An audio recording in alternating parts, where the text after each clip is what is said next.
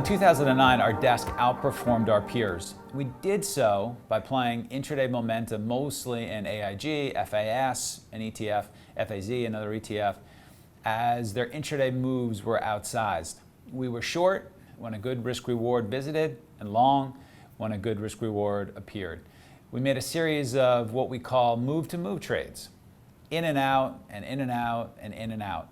We call this momentum trading. We might also call this momentum scalping. As a firm, we moved away from this type of trading as volatility decreased.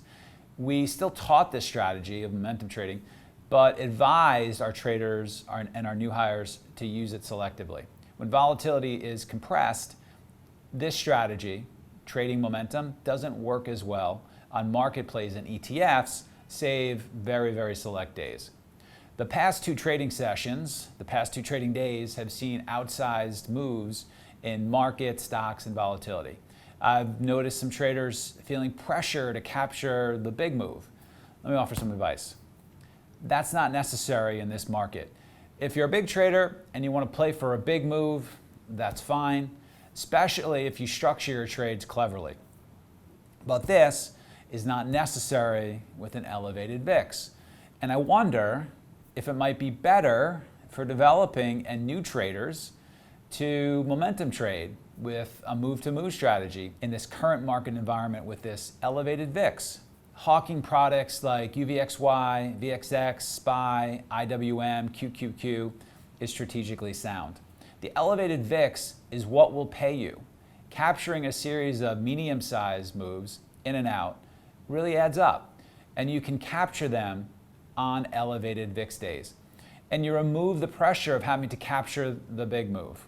So some traders recently positioned themselves for a big bounce. And then we sold off hard into the close, and they missed the opportunity to short. They had to cut their long losses, and then the markets were too low for a swing short behind a key technical level. But what if you remove that pressure to capture the big move? What if you recognize the weakness into the close and played the downward momentum with move-to-move trades? You would have employed a strategy confluent with market direction and let the elevated VIX work for you. Let the elevated VIX work for you. Short overextensions, hit breakdowns, buy breakouts, buy oversold moves, exit when the move subsides. This works in market stocks and products with an elevated VIX. So this market is not exactly like 2009, but the style of trading employed more selectively to a sector in 2009 will be very effective in this elevated VIX environment and express with market products and stocks. Now, having said that, visualizing how to position yourself for a bounce if we gap down, sell off, and then stop going down and hold higher ought to be part of your preparation as well. I hope that helps. Talk to you soon. Trade well.